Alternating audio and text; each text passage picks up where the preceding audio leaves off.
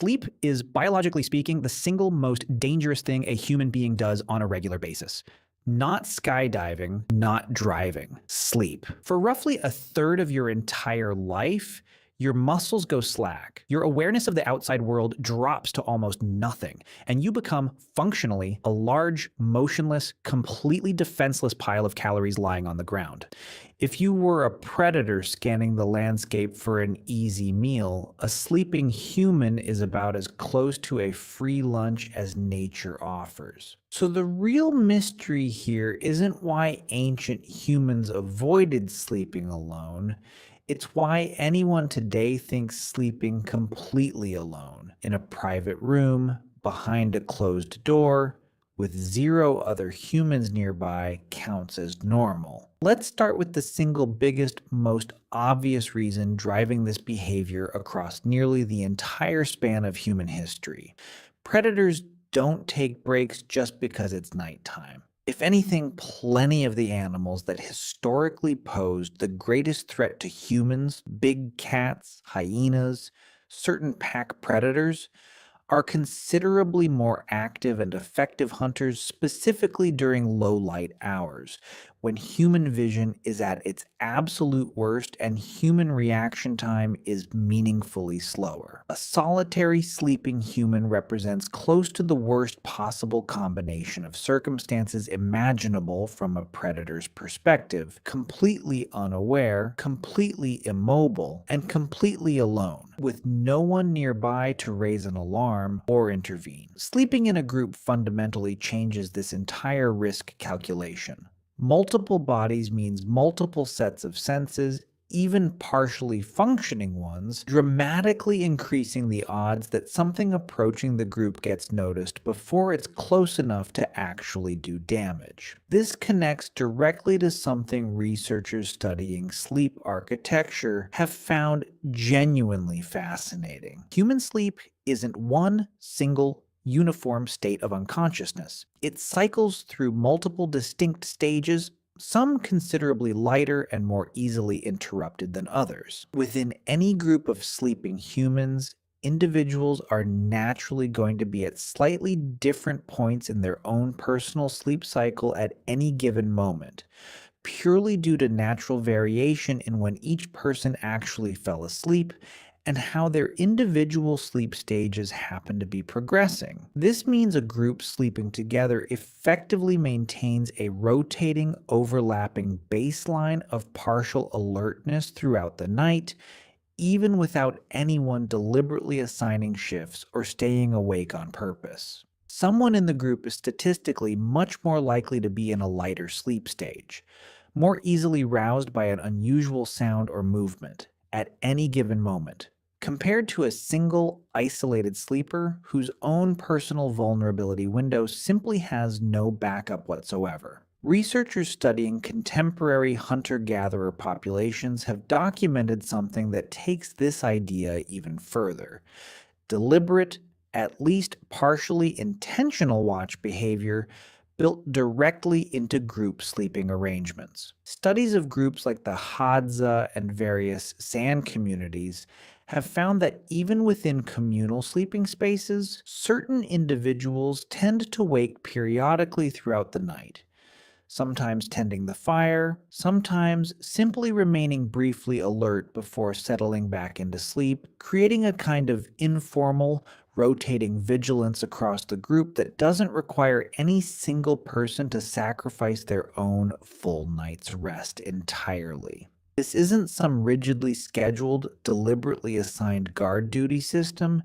It appears to emerge organically from the natural rhythms of multiple people sleeping in close proximity, but the functional effect is remarkably similar to an actual organized watch rotation, just achieved through pure biological coincidence and group proximity rather than explicit planning. Let's talk about fire, because it adds a genuinely important additional layer to this entire conversation that we touched on in a previous discussion about ancient shelter. Group sleeping arrangements were frequently organized directly around a central fire, and maintaining that fire through the night required at least occasional attention, feeding fuel, adjusting position, making sure it didn't die down completely during the coldest, most dangerous hours. A sleeping arrangement built around a shared central fire naturally created additional opportunities for exactly the kind of periodic, distributed wakefulness we just discussed. Someone needed to occasionally tend that fire anyway, and that same brief period of wakefulness conveniently also functioned as an opportunity to scan the surrounding darkness for anything that might be approaching the group. The fire and the sleeping group essentially formed one single integrated survival system, light and warmth radiating outward, while clustered bodies provided mutual warmth and overlapping vigilance.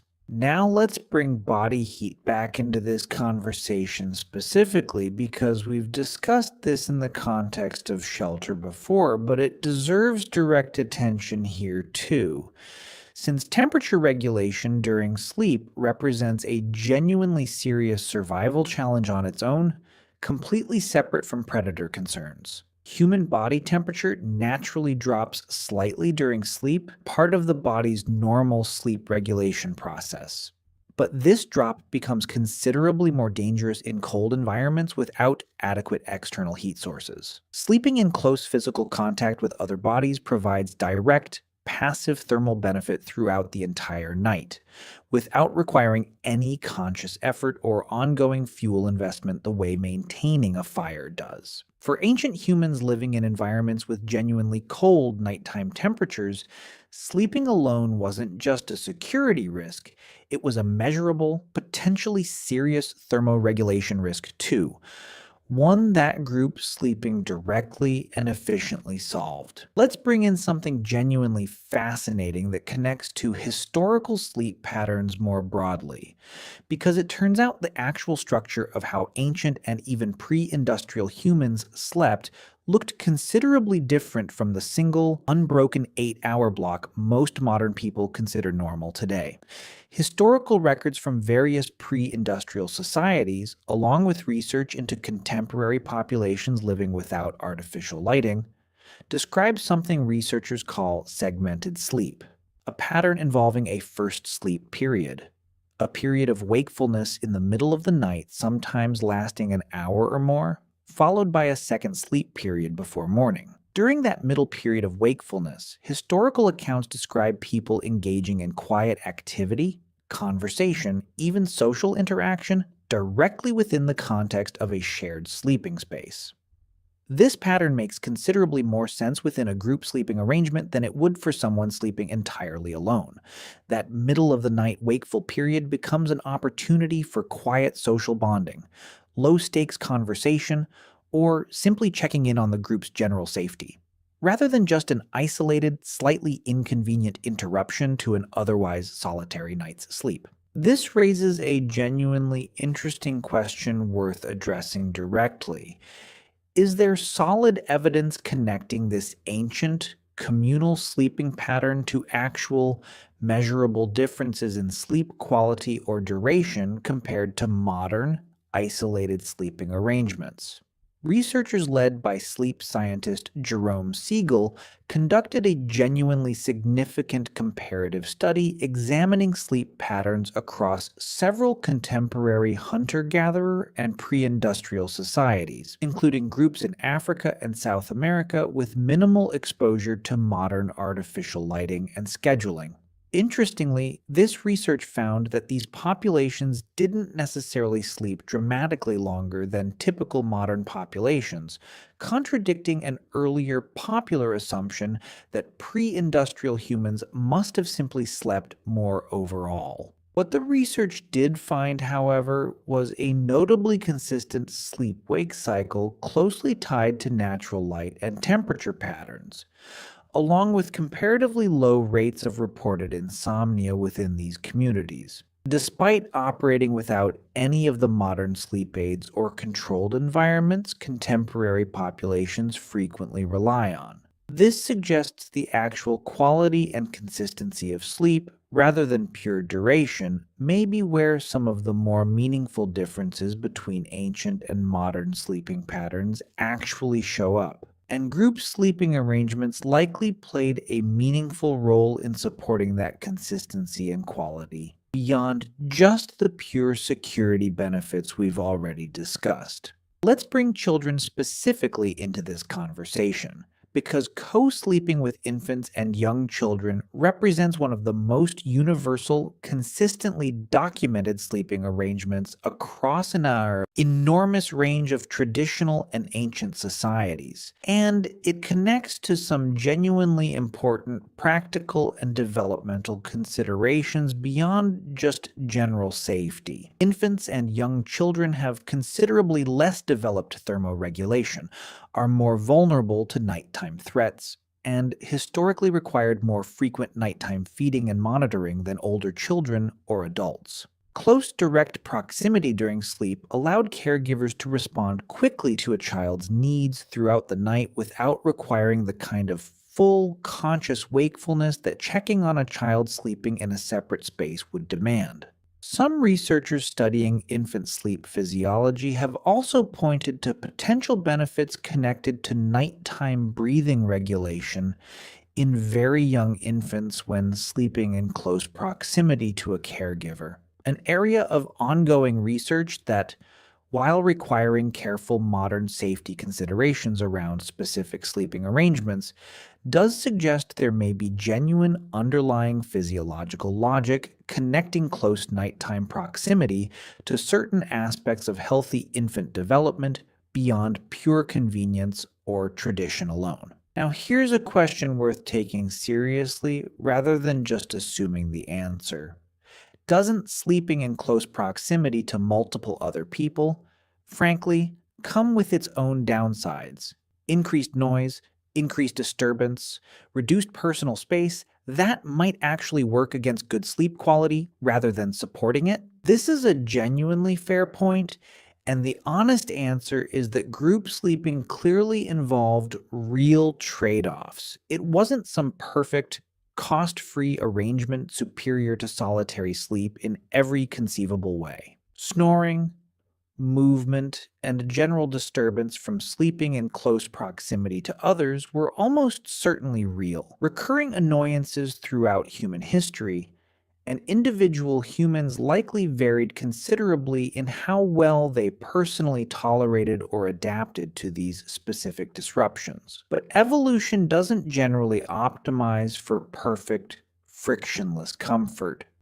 It optimizes for net survival advantage, and the security, warmth, and overlapping vigilance benefits of group sleeping appear to have consistently outweighed the genuine, real costs of reduced personal space and increased nighttime disturbance. Otherwise, this pattern simply wouldn't have remained so remarkably consistent across such an enormous range of independently developing human societies throughout our entire evolutionary history. Let's bring psychology into this conversation too, because there's a genuinely important, often overlooked dimension here beyond pure physical safety: the simple, measurable psychological comfort of not being completely alone during one of the most vulnerable states a human being can experience. Researchers studying modern sleep psychology have consistently found that perceived safety and security significantly affect sleep quality, anxiety, and hypervigilance. The sense that you need to remain alert to potential threats measurably interferes with the ability to fall into and maintain deep, restorative sleep. An ancient human sleeping completely alone, in an environment genuinely full of real, legitimate threats, would have likely experienced exactly this kind of heightened, sleep-disrupting vigilance simply due to the rational, accurate assessment that being alone while unconscious was, in fact, a genuinely dangerous situation. Sleeping within a group likely provided not just objective physical protection, but also a measurable reduction in psychological threat assessment, allowing for deeper, more restorative sleep, specifically because the brain could partially relax its threat monitoring systems, trusting that other members of the group were providing at least some baseline collective vigilance. There's also a genuinely interesting evolutionary angle worth exploring. Connecting this entire topic back to primate behavior more broadly, because humans are far from the only primate species that sleeps communally. And looking at our closest relatives helps contextualize just how deep this particular behavioral pattern likely runs. Many primate species, including various monkey and ape populations, show strong preferences for group sleeping arrangements, often specifically choosing elevated, defensible sleeping locations and clustering closely together rather than spreading out individually across available space. This widespread pattern across multiple primate species, all facing broadly similar predator pressure and broadly similar vulnerability during sleep, suggests communal sleeping likely represents a deeply conserved evolutionary strategy, stretching back well before humans existed as a distinct species at all, rather than some uniquely human cultural innovation developed specifically in response to human-specific circumstances. Let's also touch on something genuinely important regarding social bonding and group cohesion, because sleeping arrangements likely served functions extending well beyond pure physical safety and thermoregulation too. Shared sleeping space represents an enormous amount of cumulative, sustained physical proximity and close contact, accumulated across literally thousands of nights throughout a person's lifetime. This kind of sustained closeness almost certainly reinforced social bonds, trust, and group cohesion in ways that occasional daytime interaction alone likely couldn't fully replicate. Sleeping near someone requires a genuine, practical degree of trust. You're voluntarily entering your most vulnerable physical state directly next to another person. And choosing to do so repeatedly, night after night, represents a meaningful, ongoing social signal of trust and group belonging that likely played a real role in maintaining strong, durable social bonds within ancient human groups. Now let's bring this entire discussion into sharper contrast with the modern world, because the contemporary isolated sleeping arrangement that most people in industrialized societies currently consider completely normal is, in the full context of human history, a genuinely recent, genuinely unusual development.